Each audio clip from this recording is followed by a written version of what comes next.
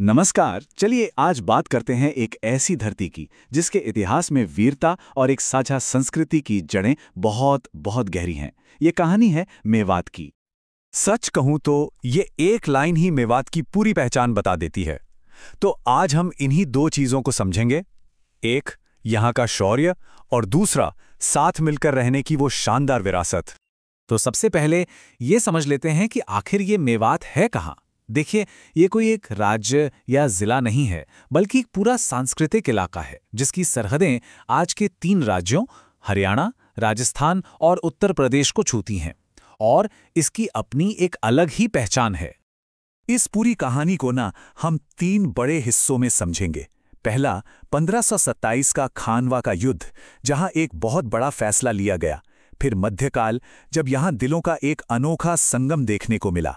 और आखिर में 1947, जब इस एकता की सबसे बड़ी और सबसे कठिन परीक्षा हुई।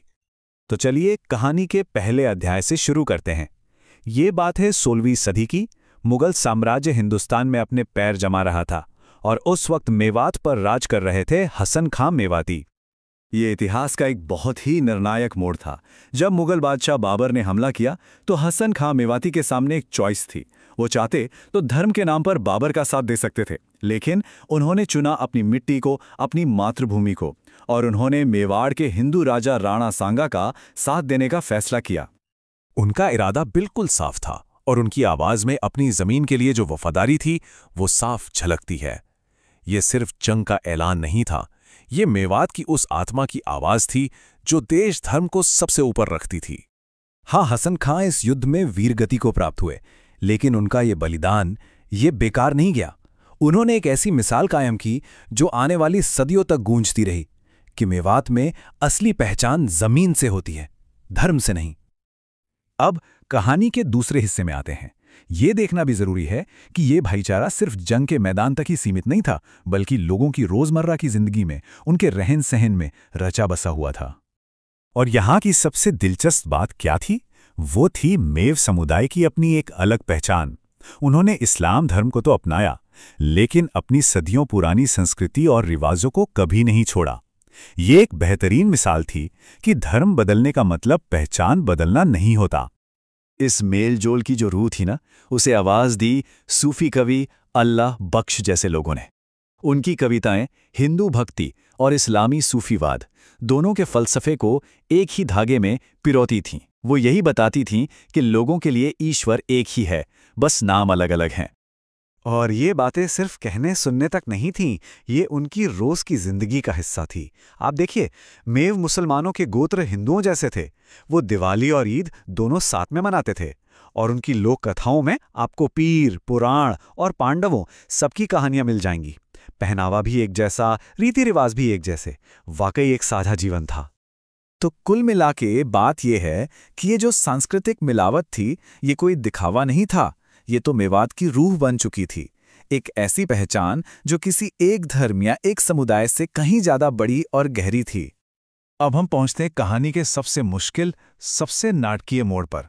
साल 1947, जब पूरे देश के साथ साथ मेवात की इस सदियों पुरानी एकता की भी सबसे कठिन परीक्षा होनी थी। बंटवारे की आग जब पूरे देश में फैली तो उसकी लपटें मेवात तक भी पहुंची। हिंसा और शक का माहौल ऐसा बना कि सदियों से साथ रह रहे लोगों का भरोसा टगमगाने लगा। हजारों मेव मुसलमानों को ये लगने लगा कि अब शायद इस धरती पर उनके लिए कोई जगह नहीं बची है। उस वक्त लोगों के जहन में बस यही एक सवाल गूंज रहा था। डर और नाउम्मीदी इतनी ज्यादा थी कि उन्हें लगा कि अपना घर, अपनी जमीन, अपनी पहचान सब कुछ छोड़कर जाना ही शायद आखिरी रास्ता है। और ठीक उसी वक्त जब सारी उम्मीदें दम तोड़ रही थीं, वहां पहुंचे महात्मा गांधी। उन्होंने कोई भाषण नहीं दिया, उन्होंने सीधे लोगों के दिलों से बात की। उन्होंने उन्हें याद दिलाया कि ये देश उनका भी उतना ही है जितना किसी और का। गांधी जी के इन शब्दों का असर बहुत गहरा हुआ। उन्होंने उस टूटते हुए भरोसे को फिर से जोड़ दिया। उनकी बस एक अपील पर हजारों परिवारों ने पाकिस्तान जाने का अपना इरादा बदल दिया और अपनी ही मातृभूमि में रुकने का फैसला किया। और उस दिन की अहमियत का अंदाज़ा आप इसी बात से लगा सकते हैं कि 19 दिसंबर, जिस दिन गांधी जी मेवात आए थे, उसे आज भी मेवात दिवस के तौर पर मनाया जाता है। ये सिर्फ एक तारीख नहीं है, ये नफरत पर मोहब्बत की जीत का प्रतीक है। तो इन 3 कहानियों से, इन 3 ऐतिहासिक पलों से हम सीखते क्या हैं? मेवात की इस पूरी कहानी का असली मतलब क्या है?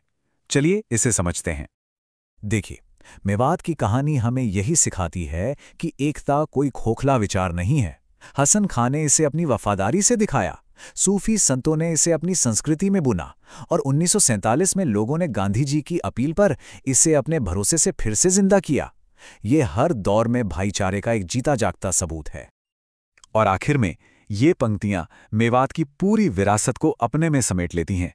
एक ऐसी पहचान जहां अलग अलग धर्म एक होकर एक साझी जान बन जाते हैं, और जहां की मिट्टी ने हमेशा हमेशा भाईचारे की ढाल का काम किया है। और इसी सवाल के साथ हम आज की ये बहुत खत्म करते हैं। एक ऐसी दुनिया में जहां अक्सर बंटवारे और दूरियों की बातें होती हैं, मेवात का इतिहास हमें क्या रास्ता दिखा सकता है? इस पर सोचना बहुत जरूरी है।